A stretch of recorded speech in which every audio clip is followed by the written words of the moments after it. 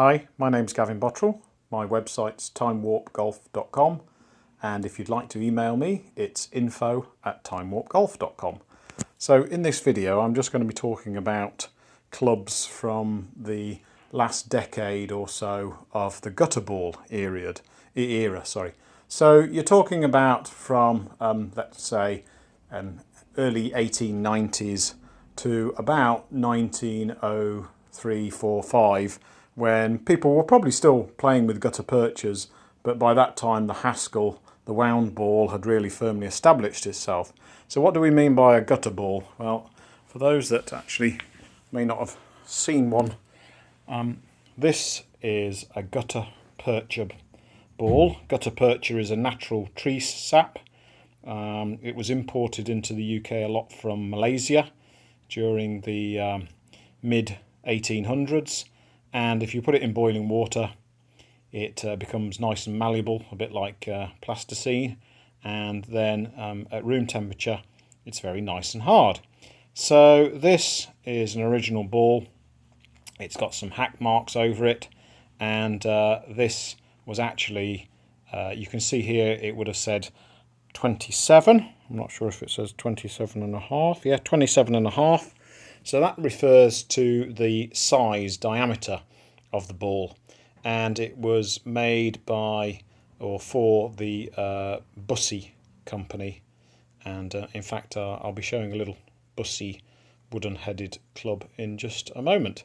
So that's the ball we're talking about, and okay, what I'm going to do is give a brief tour through the different types of clubs that, if you wanted to build a play set, for example, of these clubs, what would it consist of?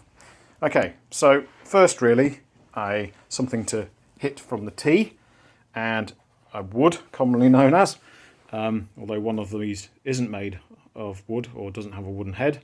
No prizes for guessing which one. So this here is an original driver by Bussey. This is probably early 1890s. Okay, this club is in lovely overall condition. The only little thing that it has is a tiny little face split here, stress mark. But apart from that, oh, it's a brassy actually. And in fact, I think near the handle it says, indeed I can read it, it says, hang on, it says a brassy driver. So actually, I'll just show that to the camera. Those small letters, it says brassy driver, and there would have been the name, heir of the original owner. And like a lot of Bussey clubs, it has a leather stitch grip. So that's really, if you wanted to go early 1890s, you would need a wood that was quite long in the face there. And then by certainly the mid 1890s, Robert Simpson of Carnoustie was building clubs a lot like this, so with a face insert. In fact, the great Freddie Tate used one very, very similar to this to win the amateur championship with. So these clubs that I'm going to be showing on this video are all in more or less as found condition, some much worse condition than others. Okay, so we've got here, I should say as well, generally what you're looking for is scared neck clubs. This is actually, this one is a very early socket, so that's probably about 1900, but most of these, they've got quite a large band of whipping, and that's a good sign that it's a scared neck. So the club, the shaft doesn't fit into the head at all, it butts up against it and then is glued together and whipped. So that one's Caird of Newcastle. This one has a great name on it, H. Varden. Say no more about Mr. Varden. This here is a patent fork neck driver. I think it is a driver, just trying to, yeah, with a leather face by Andrew Scott, A.H. Scott. of Ely, I think it was. If you wanted to go really quite purist, you could get something like this, which is a Bradle with a leather face. I can't remember who's on this clubs, but it's again quite a small-headed, scared neck. Is that a Brassy? I think that's a Brassy. Yeah. And then this club is a little bit of a puzzle. It's got A. Patrick, Alex Patrick stamped on the crown. It's got an oval neck, but strangely enough, the shaft fits into the neck. So it really is a crossover between an early, with the whipping on it, it would look like a scare neck, but underneath the whipping, it's actually a socket neck. So I think that's quite a rare little club. That's the driver. Okay, then we come to the next type of clubs that you're going to have in a gutter ball playset. And these are all what you'd call cleeks. Now, sometimes when we say cleeks, that means iron-headed clubs in general, but actually a cleek was a particular model of club, and some of these are stamped indeed on the head cleek. They have a quite a small amount of loft. You're looking at about 18 to 20 degrees of loft. So just picking one out, and I happen to know that this one, as it says there, is by Anderson of Anstruther. It dates about 1880. How do we, one might say, know that? Well, it has a very sharp hosel crease just here. As that goes down and into the top of the blade, it's a sort of sharp line that you can see. I don't know whether I can get the camera to pick that up, for those that aren't familiar. Okay, and that's a very good sign of a club that's probably, rule of thumb, dating before 1885. The top line of the head is thick in comparison to irons that came certainly 10 years later. So you've got an Anderson of Anstruther cleek. What's this one? This says David Anderson and Sons, St Andrews. So very nice condition, light mottled grey patina. What's this one? Now this is quite common when it comes to gutter era clubs. What's giving it away really is you've got crude nicking here at the top of the hosel, and the overall dimensions are quite crude, and it's got a thick top line to the face. But no surprise with many of these clubs from this era, there's no name or stamps left on the head, because what would happen is after a typical round of golf, the caddy would get out a little piece of fine sandpaper and clean up the iron heads for the player for an extra little tip perhaps. So gradually they're abrasively wearing away any name stamps, and obviously a much used and much loved club in its time. Okay, let's moving a little bit through these. What else have we got? That says Mitchell of Manchester. Oh, Montrose, sorry. Mitchell of Montrose.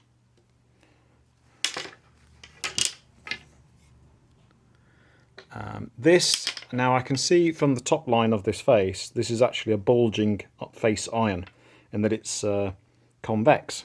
So that's probably almost certainly by George Forster of Earlsferry and Ely, yet it really hasn't got hardly any stamps left. I think this might have been something to do with the original markings. No name on that one. Now there's one that does indeed say cleek stamped on it if you were in any doubt, and that's by Simpson of St Andrews, which is I believe a different Simpson than Robert Simpson of Carnoustie. This one again, fully enough, is a bulger-faced iron, bulger-faced cleek by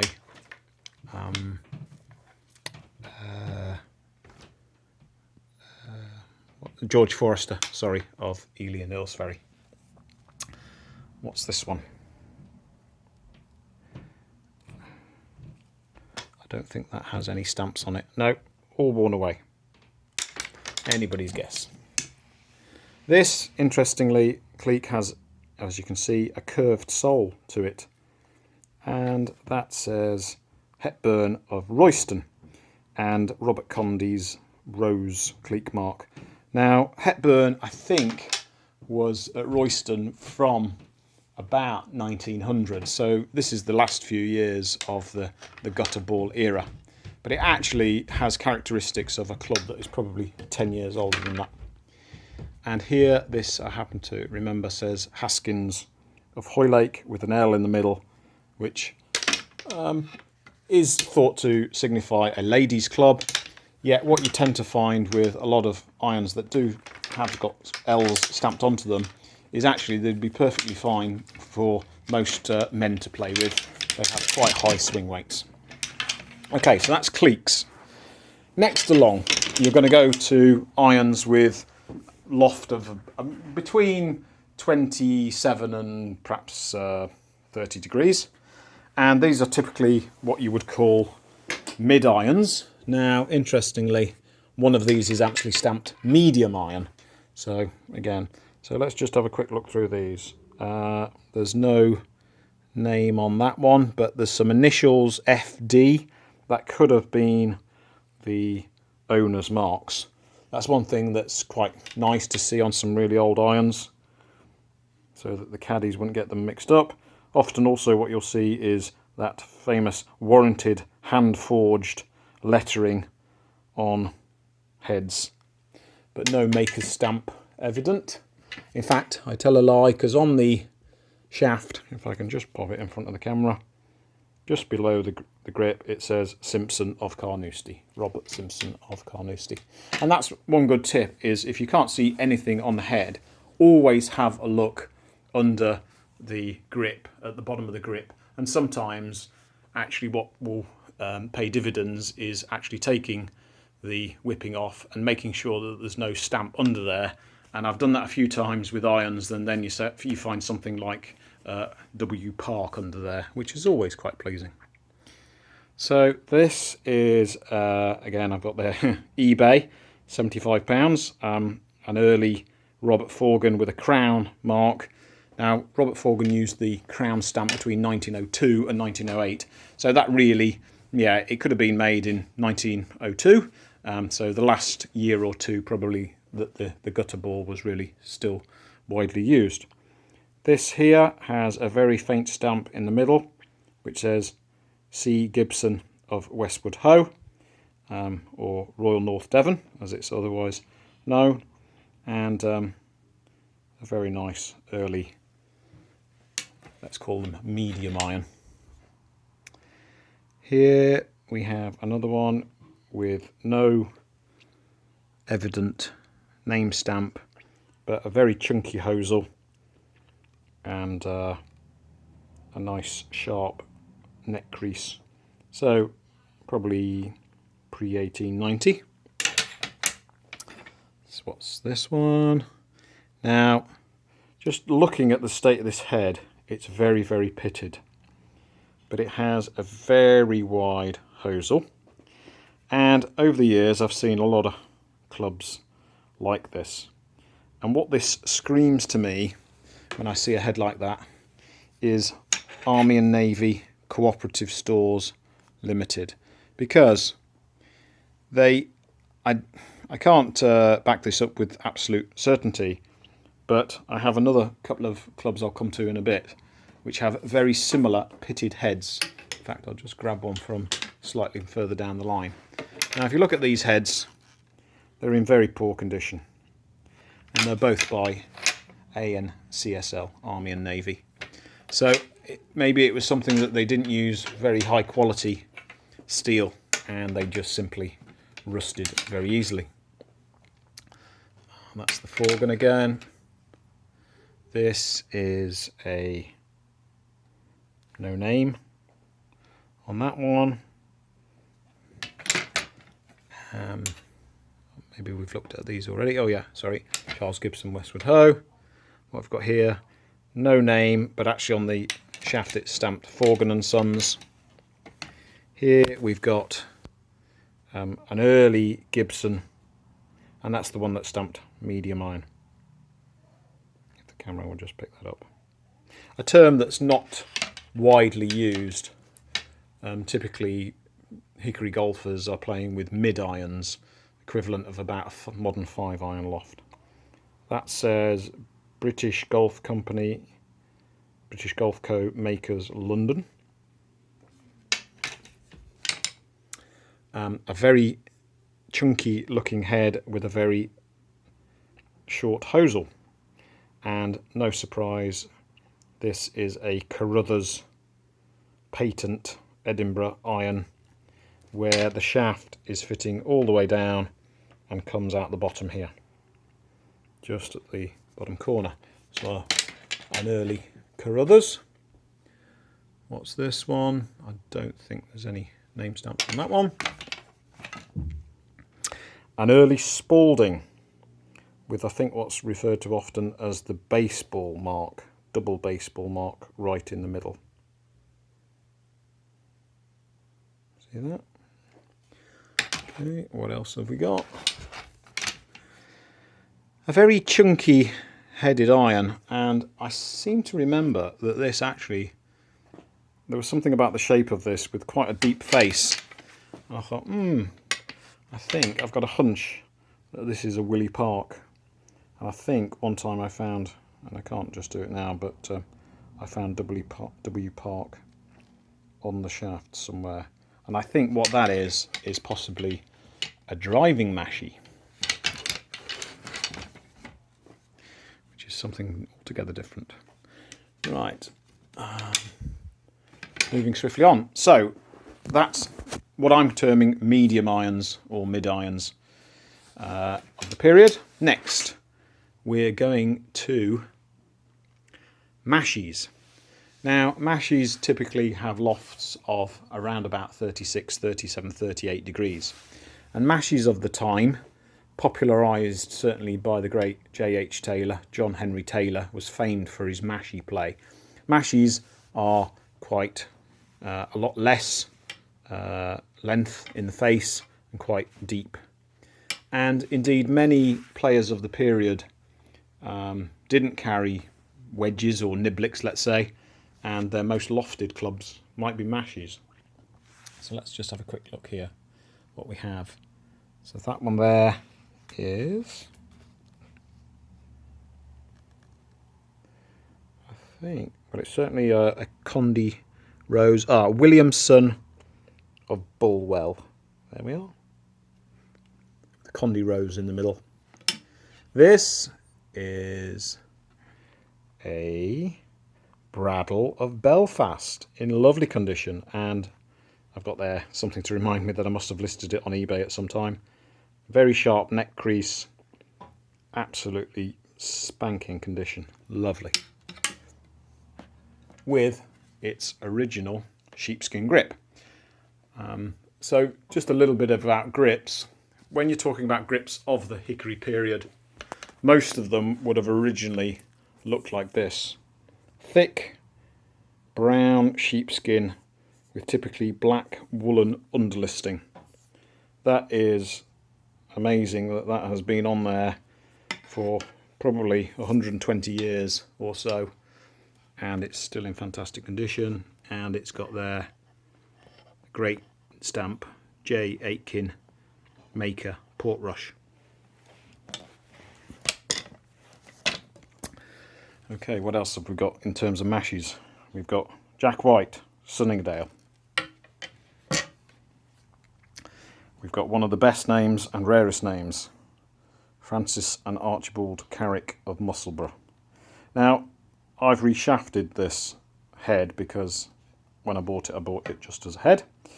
And what you can see here, a little bit of golfing history, is at some stage somebody's added some face lines to it. There is absolutely no doubt that when this club was made, it would have been totally smooth-faced. Next, we have a little, just trying to see if there's a name on that. Mashie, no, it's very chunky, very heavy, in the head. And then finally, what's this one say? It just says, I think, warranted, hand forged. I think this might be an early George nickel from memory. I can't remember. Okay, so that's mashies. Then, alongside mashies, you actually find clubs that were commonly referred to as lofters. And lofters had, funnily enough, loft of about 40 degrees. So they were typically the next club up in the set from a mashie.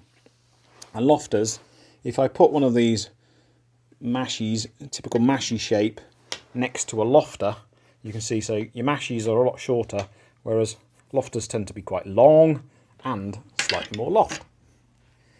So this here is a typical gutter period lofter, and indeed, just to remember, I think it has got initials there, A and CSL, Army and Navy Cooperative Stores Limited. Now this actually, although for what I said earlier, the actual metal on this is in a very, very good condition, with its original sheepskin grip, and I fully expect, and there we are, Army and Navy CSL on the shaft. They were very particular, one might say, in stamping their shafts. So this one, again, in very good condition, very clean condition. Like, there's no names on the head, but I would put money that that is also Army and Navy Cooperative Stores. And let me just see if there is anything on the shaft. I can't remember. He says. Okay, that one is, again, to my mind, is Army and Navy. This one in poor condition. In fact, if we just follow it up the shaft, Army and Navy. So, this one, David Anderson and Sons.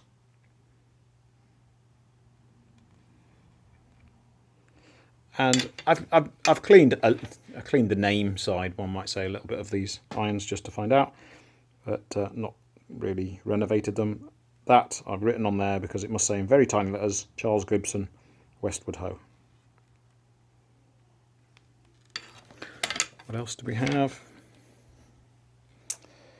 I can't remember if that has any names on the head. Can't see it, and nothing necessarily on the shaft. One here, I think that one is Forgan and Sons, but again, from some very crude dot face markings,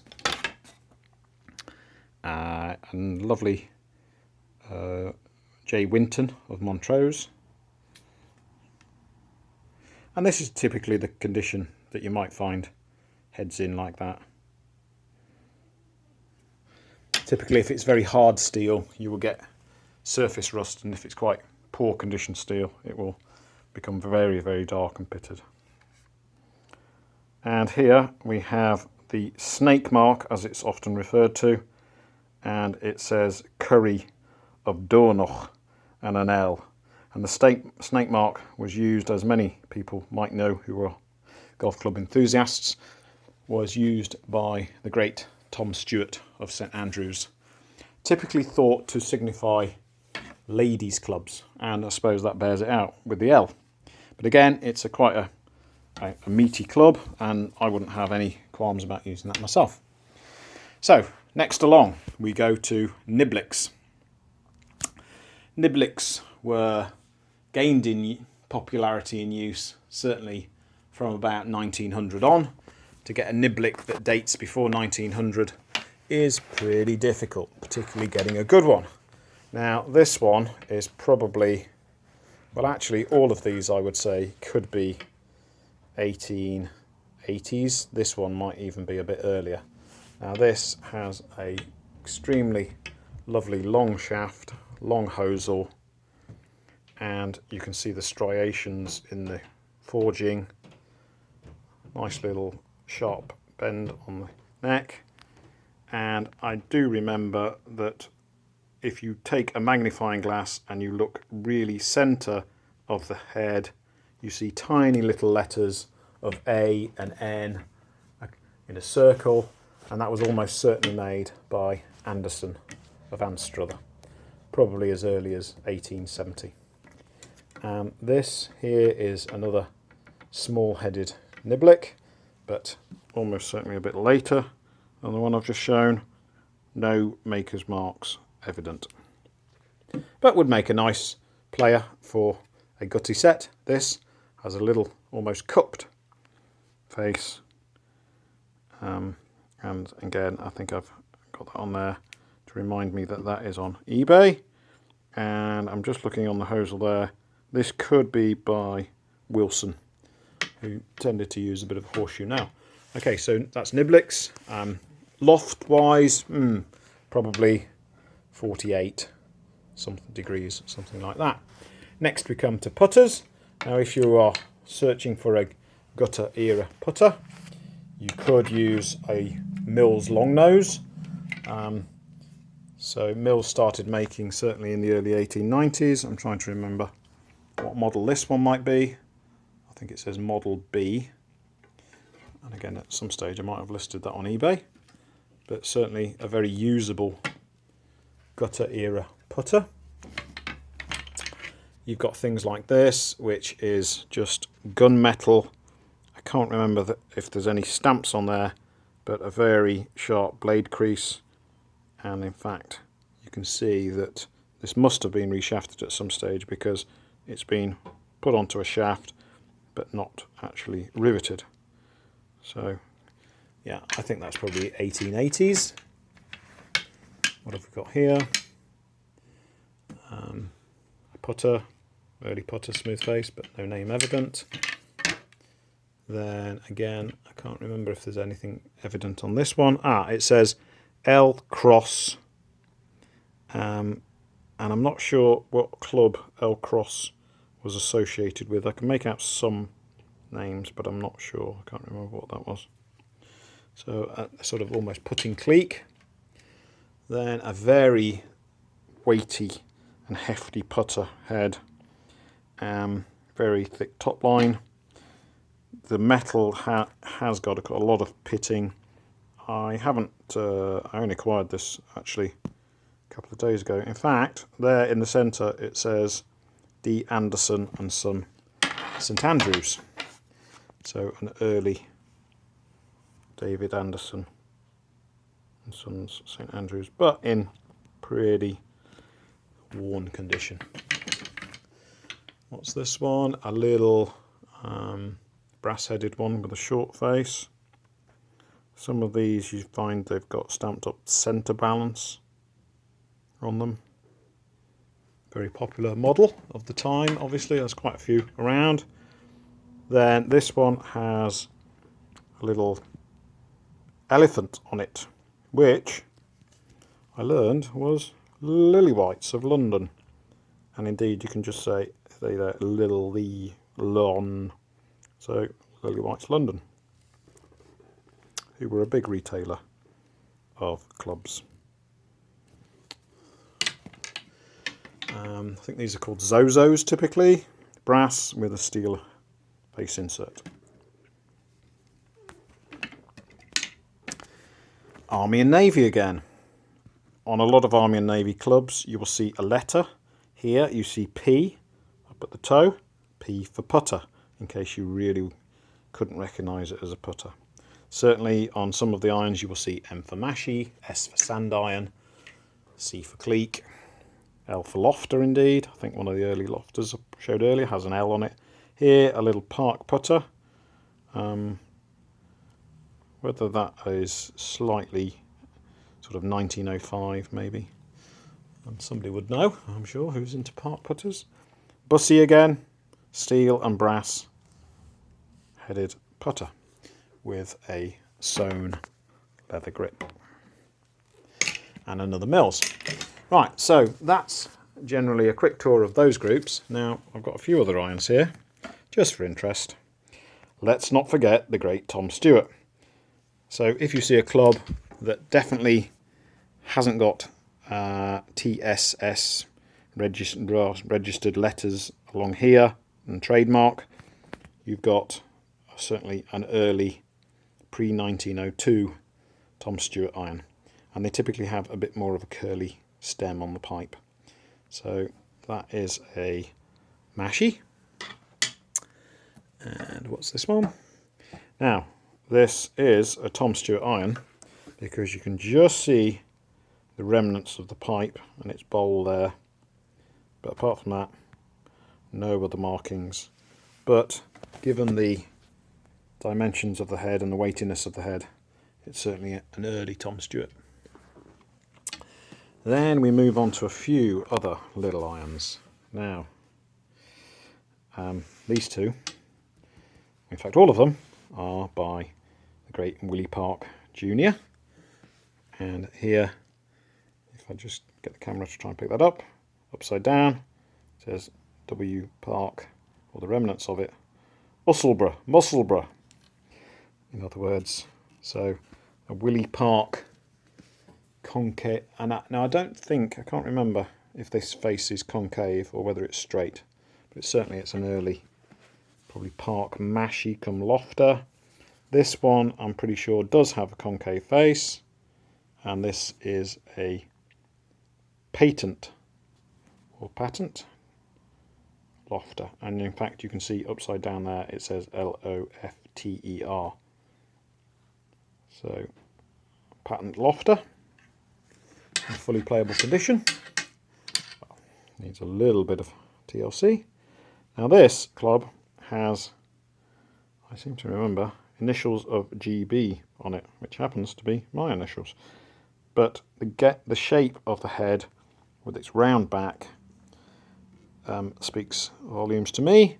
And if I remember rightly, up at the top of the shaft there somewhere, it says W Park, or what you can make out what is left. So that is a patent driving iron by Willie Park.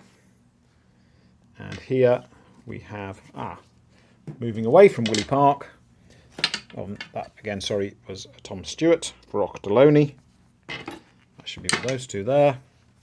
And then we come on to another popular maker of the Gutty era, Ayres, FH Ayres, C for Cleek, and also a star, which I think would signify it was forged in the Gibson forge. So probably Gibson was forging clubs. Another FH Ayres Cleek, probably a little bit earlier one. It's a bit more chunky. And here, D for driving iron, but a little L. And again, what I said earlier, that just because it's got an L, if you're looking for a Gutty era iron to play with, I wouldn't discount it at all, because there's quite a nice lot of loft, or heft rather.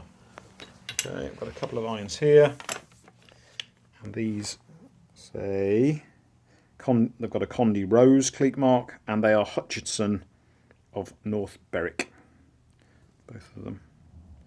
Just see the remnants of the stamp on that. So we've got what you would call, certainly I would call, a mashie on the left and a lofter on the right. So there we are, a quick tour. I hope that's been interesting to people out there in YouTube land. If you have any questions, please feel free to drop me a line. I'd love to hear from you, and happy hickory golfing. Bye.